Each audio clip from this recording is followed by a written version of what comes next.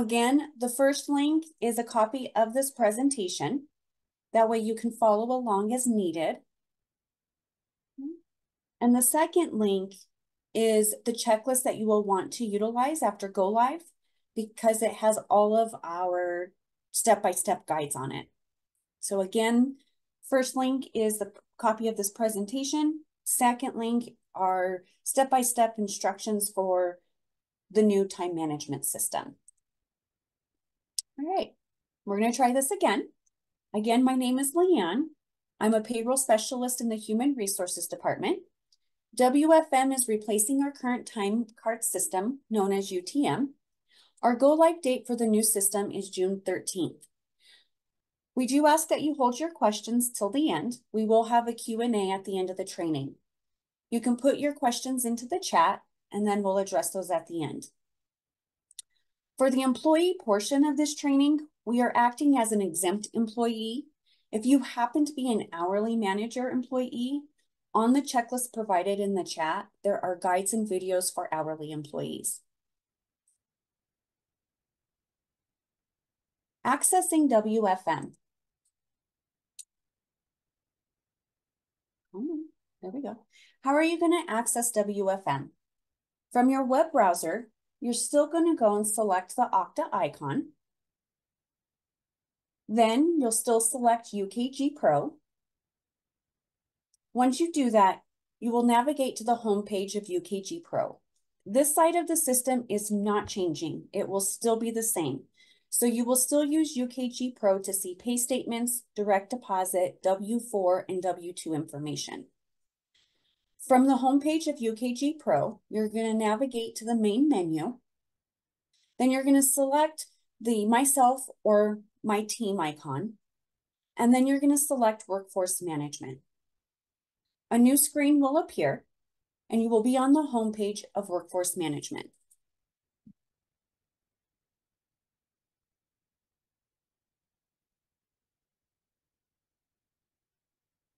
Now let's go over the features of the home page. On your top right is the navigation menu. This is one way you can navigate within Workforce Management. There's the home icon. When you have navigated away from the home screen and you need to return, click on the home icon. Over on the right-hand side, we have the magnifying glass, also known as the search icon. This is one way you can search for your employees. We have the feedback icon. You can provide feedback to UKG regarding their product. The help icon. You will use this icon if you need help while working in Workforce Management. And the bell icon, also known as the notification center. You can see if you have a task to complete. If you have a task to complete, there will be a number in red hovering over this icon. We also have tiles on the home page. The first one is the My Time Card tile. This is one way in which you can open your time card as an employee. Manage time cards. This is how you open your employees' time cards. The My Schedule tile. If you are a request off department, which I believe no one in this training is, this is how that tile would allow you to submit time off requests. So if you are a non-request department, you will not have this tile. The My Notifications tile is how you can see what type of task you need to complete. So remember how I said, if you have a task on the spell icon, a red number will be hovering over it. Within this tile, in the gray circle, the number will be associated there, and that is how you know which type of task you need. Then you have this My Business Processes tile. This is how you assign manager delegation to another supervisor.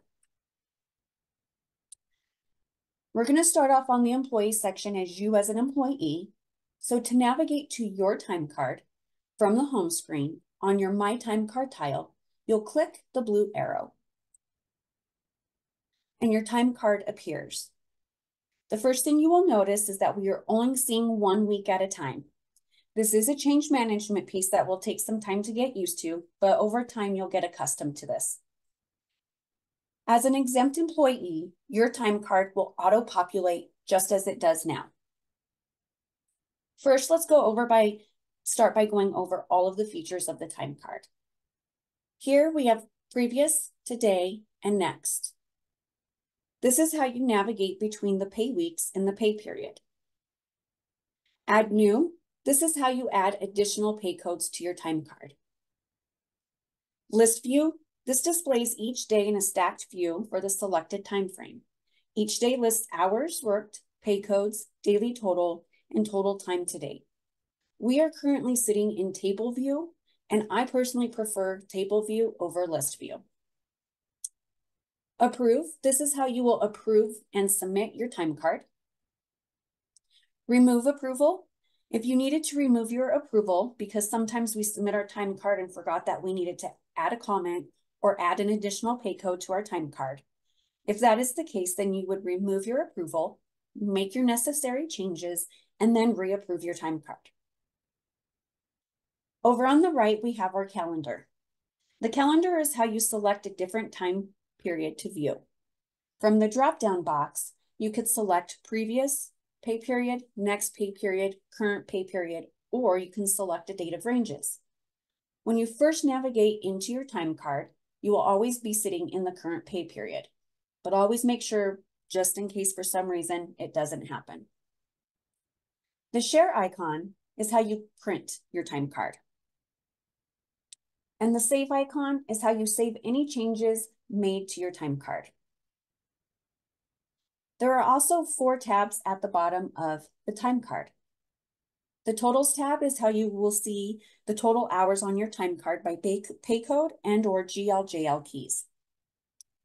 The accruals tab, this displays your accrual balances. This is where you will now see your accruals. The audits tab, the audit tab displays audit details, including comments, corrections, requests, time card sign-offs, and approvals that have been posted on the time card. And then we have historical corrections. This is for adjustments to your time card from previous pay periods.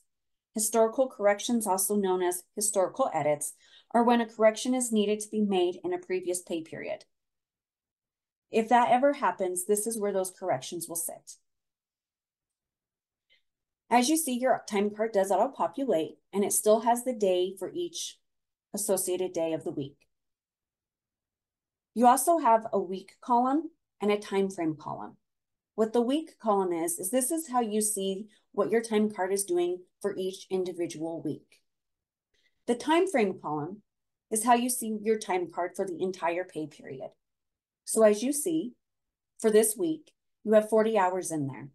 The time frame is showing 80, so it captures week 1 and week 2.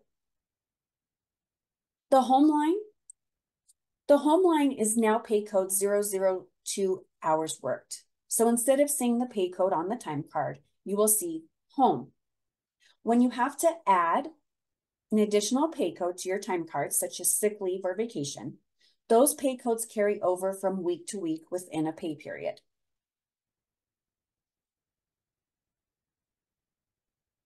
Now we're going to learn how to enter additional pay codes to the time card. From the time card, ensure you are on the correct pay period. On the Actions toolbar, we're going to click on the Add New icon. Our project box slider appears. From the pay code drop-down box, either scroll using the scroll bar or enter the pay code name. Select the pay code. Then click on Apply. The pay code you selected is now on your time card. Enter the hours for this pay code on the desired date. Once done, click Save. You will repeat these steps for each additional pay code needed within a pay period. You need to enter FMLA on your time card. Your payroll rep will be able to enter this code for you as well as yourself. So employees will only gain access to the FMLA pay code once they have been approved for FMLA. That FMLA pay code will appear in the pay code dropdown. When the FMLA pay code is used, accruals will automatically populate on the time card in the following order: sick, admin leave, holiday, comp taken, and then vacation. Once accruals are exhausted, then the sick leave without pay code will automatically populate to the time card. We do have a step-by-step guide and video for how to enter FMLA on your time card. It is on our HR payroll website, as well as on that checklist that was submitted in the chat. Utilize those resources if you need FMLA added to your time card. And for any questions regarding FMLA, please contact the leave specialist at hr_FMLA@co.larimer.co.us. For entering deferring the holiday, this chart lists all of the reasons why a holiday would be deferred. For exempt employees, best practice is that exempt employees should only defer the holiday if they actually worked on the holiday. However, there may be some exceptions. Please check with your HR generalist regarding exceptions for your office. Our first WFM pay period, June 13th through June 26th, will contain a holiday.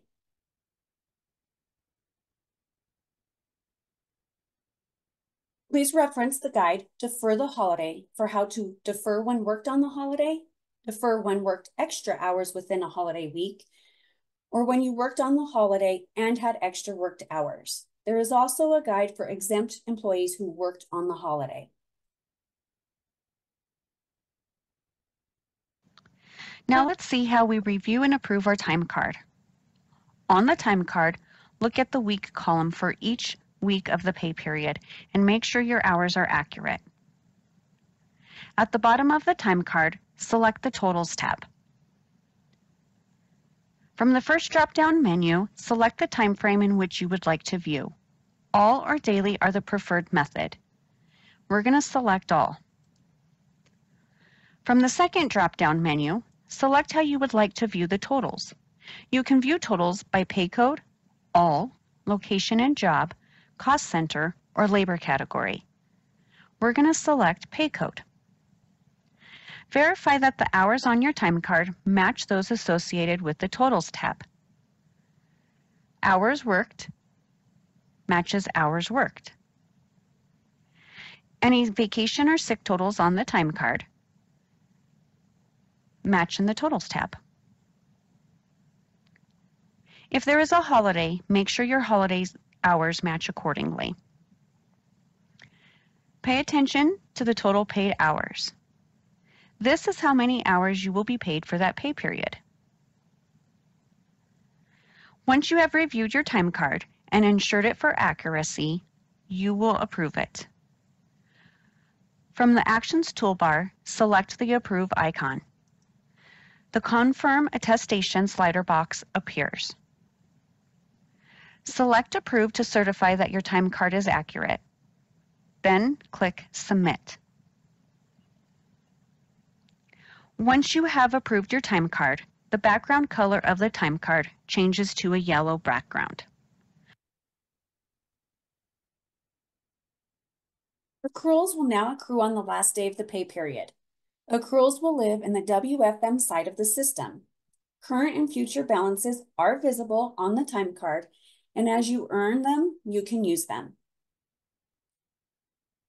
You must be in a paid status for at least half of the pay period to earn your accruals. What is paid status? Paid status is when you have either worked and/or used earned leave time for at least half of your scheduled worked hours in a pay period. For example, if you are scheduled to work 80 hours in a pay period, you must use at least 40 or more of the below actions. These actions can either be a combination of worked hours and earned leave time or just one of the actions. You could have worked 20 hours in the pay period while also using at least 20 hours of already accrued or earned vacation time. That would place you in paid status. Therefore, you would earn your accruals for that pay period on the last day of the pay period. To review your accruals, from your time card, select the Accruals tab at the bottom of your time card. There are two columns to see your accruals: balance on selected day and balance with future takings subtracted. For balance on selected day, select the day on your time card to see the accrual balance of that day. Balance with future takings subtracted. Select the day on your time card to see the accrual balance with future time off requests or future time off that has been entered into your time card. To verify you received your accruals at the end of the pay period, select the day before the last day of the pay period on your time card. Look at the balance on selected day. Then, select the last day of the pay period on your time card. Look at the balance on selected day. Your accruals should have increased accordingly. To verify your time off request reduces your accrual balance, select the day before your paid leave on your time card. Look at balance on selected day. Then, select the day of your paid leave on your time card. Look at balance on selected day. Your accrual balance should have decreased accordingly.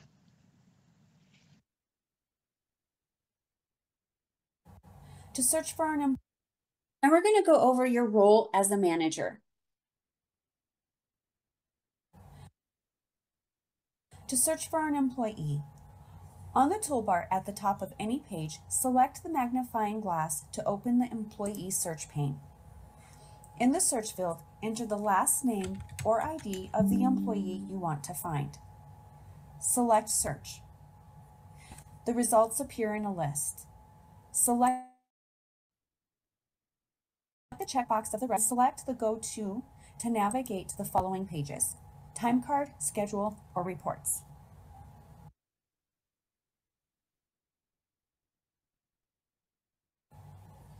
Now we are going to learn how to access, review, approve, and navigate between employee time cards. From the Manage Time Cards tile, click the blue arrow. Your employee time cards appear. First, ensure you are in the correct pay period. Second, make sure the background color of the time card is yellow. If it is not yellow, then the employee has not approved their time card. Review the time card for accuracy. Look at the week column for each week of the pay period and make sure the hours are accurate. To navigate between week 1 and 2, you'll select either the next icon or the previous icon. Select the Totals tab at the bottom of the time card. Verify that the total hours on the time card match those associated with the Totals tab. Hours worked under time frame match hours worked on the Totals tab. Any sick or vacation on the time frame match sick and vacation on the Totals tab. If there is a holiday, make sure the holiday hours match accordingly. Pay attention to the total paid hours, as this is how many hours your employee will be paid. Once you have reviewed the time card and ensured it is accurate, you will approve it. From the Action toolbar, select Approve. Once you have approved the time card, the background color of the time card changes to a green background. Now go to the next employee time card by either using the employee drop-down name or the arrows next to the employee name. For each time card, verify for accuracy and then approve the time card. Some of your employees do have comp banks. When a comp bank is at the max balance or reaches the max balance during a pay period, hours will automatically pay out at a rate of 1.5. County standard comp bank max is 60 hours. We do have 2 offices that have a different comp bank max to support their business need. There is a comp in lieu of overtime manager and payroll reps guide on the checklist that we provided in the chat. How to review your comp bank. This is the scenario where your employee's comp bank balance is under the limit of 60 hours. As you can see on the time card, they worked 44 hours for that week. So they're 4 hours over the 40. So 6 hours is going to go to the comp bank. The calculation is 4 hours times 1.5, which equals 6 hours of comp. When you're checking their time card, on the totals tab, you will see pay code 123, comp earned. On their accruals tab, you will see that the 6 hours went to their comp bank. That is how you will review your employees' comp bank balance if they're under the max. If your employee's comp bank balance is over the max limit, again, our employee worked 44 hours, so 4 hours over the limit. 6 hours will go to comp overflow or be paid out. When the comp bank is at its max, on the time card, there will be a home comp over max line. And you will see how many hours are going to go and get paid out on the time card. On that totals tab, you'll see the comp earned pay code and how many hours of comp were earned. Then you will see the comp over max, and that will show the 6 hours that they are going to be getting paid out. How to review holiday deferred for your employees. This example is the employee worked on the holiday. So on the home line for the holiday, you will see that they have 8 hours worked. You will then see that the holiday decreased. On the totals tab of their time card, you will check their hours worked, which matches the time frame of hours worked. You will notice that the holiday is set to 0 because they worked it. And you will see the holiday credit pay code with 8 hours. Their total paid hours will be 80. This holiday credit puts their holiday into their holiday bank. The second scenario is the employee worked extra hours not on the holiday within the holiday week. So as you see here, our employee worked 40 hours that week. They add their holiday deferred pay code to their time card, which then will appear on the time card. The holiday decreases based by the amount of hours they put on their holiday deferred. On the totals tab of the time card, you'll verify their hours worked, and you'll verify that the pay code 108 holiday deferred is on there, calculating the correct amount of holiday deferred hours. These holiday deferred hours will go to their holiday comp bank. The third scenario is your employee worked on the holiday and extra hours within the holiday week. So as we see on their home line, hours worked, they have 4 hours worked for the holiday, but they also worked extra hours within that holiday week. They added their holiday deferred code to their time card and entered the number of hours that they needed to defer. As you see, their holiday bank went back to 0. On the totals tab of their time card, you'll verify their worked hours are now 80. Their holiday deferred code is on their time card with 4 hours holiday deferred. And the holiday credit is the 4 hours for the hours they worked on the holiday. So a total of 8 hours will go to their comp bank.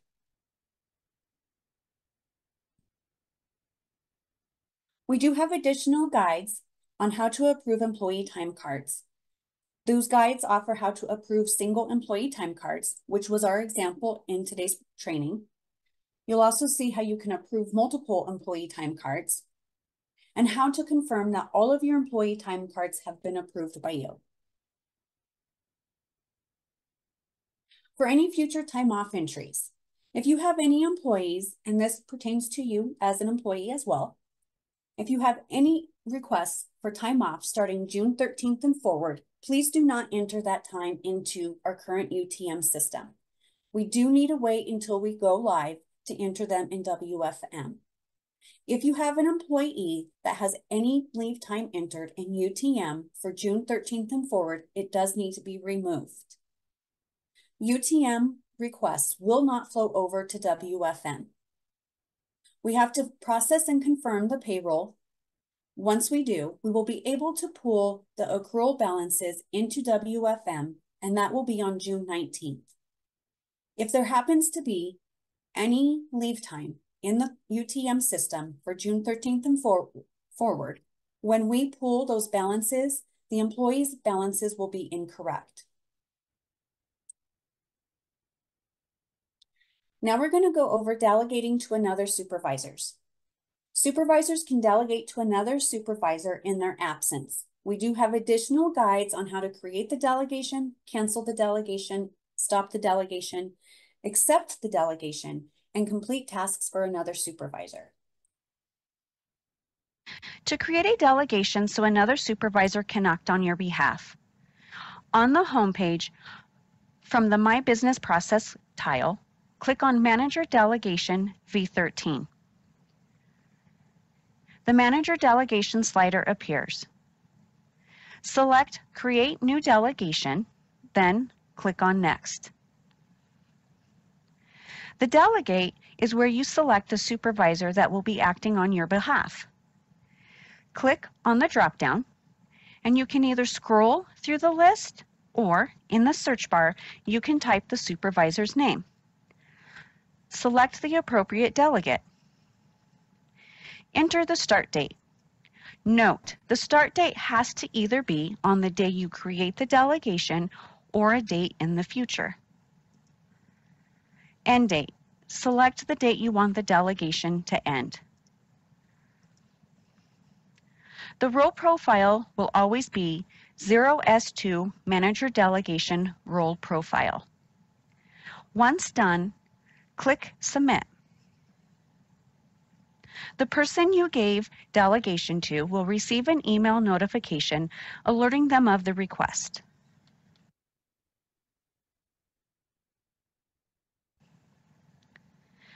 To accept a delegation, this is so you can act on behalf of another supervisor. On the home page, from the My Notifications tile, click on Tasks. Select the delegation notification received in the Control Center. Select Accept or Reject. Then click on Submit.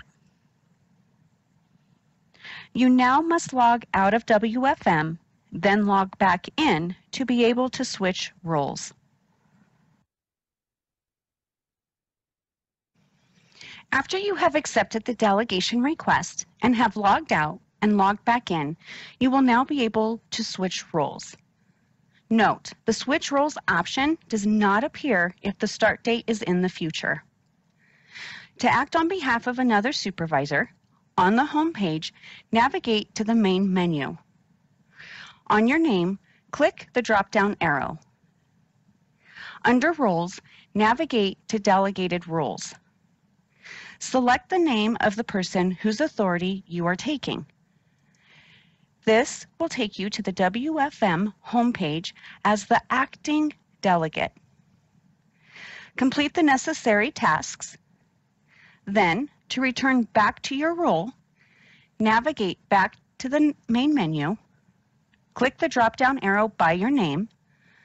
Under Roles, select Initial Role. This will take you back to your WFM homepage.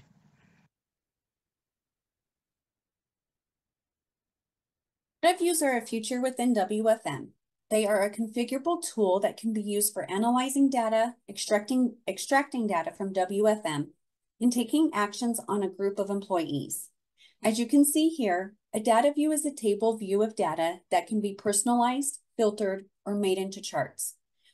We have guides that give instructions on how to access a data view, personalize a data view, save and restore data views, and export and download the data views. We encourage you to explore the guide and the available data views for you to use.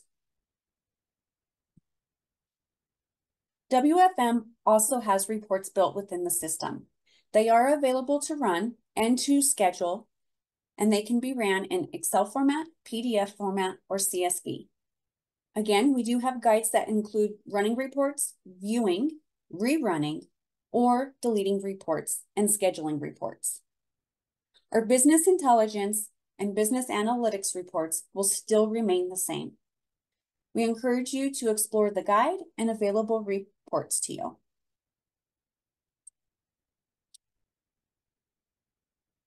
If you have any questions, you're more than welcome to start putting them into the Zoom chat. And while you are doing that, just to go over a few things with you, we will be providing Go Live support Zoom sessions. So on June 13th, 14th, and 17th, we will have a drop-in Zoom live session for any employee, supervisor, manager, and payroll reps. So as you start to navigate within workforce management, you can hop into the Zoom session to get any live support you might need. Then as the pay period wraps up, you'll notice on June 27th, for you as a manager role, we will be available from 7 a.m. to 5 p.m. again in a live Zoom session. For your role as an employee on June 26th from 7 a.m. to 5 p.m. will be available to support you as an employee role. We will send out a communication with sign-in instructions and the universal link for the Zoom sessions. Now keep in mind, your employees' time cards, so you as an employee, have to be completed and signed off on end of day June 12th. As a manager, you need to have your employee time cards signed off by end of day June 14th. Your role as a supervisor will have been removed, your UTM access will be removed by end of day on June 14th. You will receive access to the new system, WFM, on June 10th. This is so you can validate that you can see your employees. There is a guide on the checklist of how you can pull up your whole list of employees. The other option is to go into your Manage Time Cards tile and see if you can view all of your employees.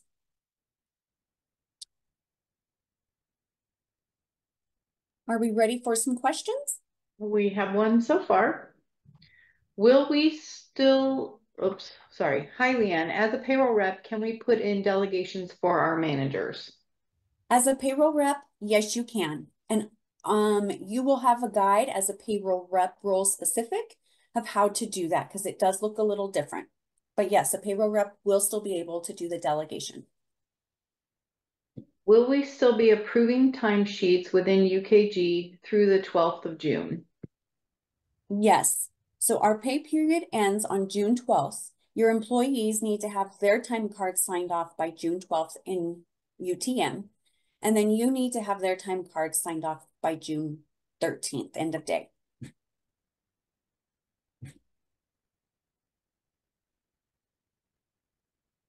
I hope that answered the question.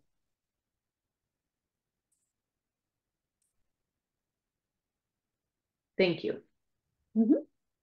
Is there going to be a mobile app for WFM? Yes, we do have a mobile app. We will be sending out a link for the QR code because you will have to download a new app. The app will not be accessible until June 13th. You can download the app prior to June 13th, but you will not be able to access it until the 13th. There is also a guide on the mobile app on the checklist that was put into the chat.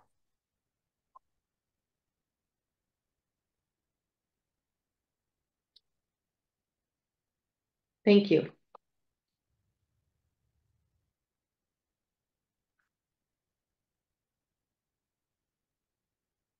I think we had an earlier question, where will the training checklist spreadsheet be stored so we can reference it later?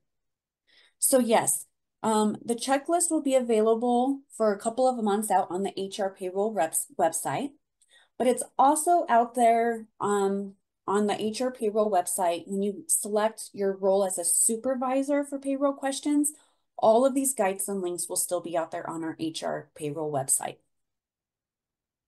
Will we still have access to the compare prior to current gross report and the pre-check detail to confirm payroll? So yes, Lisa, those reports will still be available. Under the payroll rep training checklist guides, there are reports there that the employee, for you as a payroll rep, that you'll want to utilize because the reports are going to get a little different now. So we've created another report that will be beneficial to you as well. And that report is on the payroll rep checklist and was provided to you in your payroll rep training. Okay, thank you. You are very welcome. Trisha Bustle said I tried pasting it in. If I click on it, that works. Yes, perfect. So it got to work for you. Yeah. Do we have any other questions? You guys have some really great questions. On the slide deck too, the slide is hidden, but there is a video. So when you are reviewing this presentation, if you want to, there is a video of all the 3 steps of how to defer the holiday. So if you needed to support your employee, or if you end up falling into a situation where you need to defer your holiday, within this presentation, there is a video. It is just hidden from the presentation to save time today. And since you guys are all mostly exempt, it was really one option in general, of how you would defer your holiday.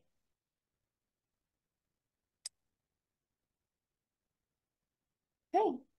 If you guys don't have any more questions, I will let you go.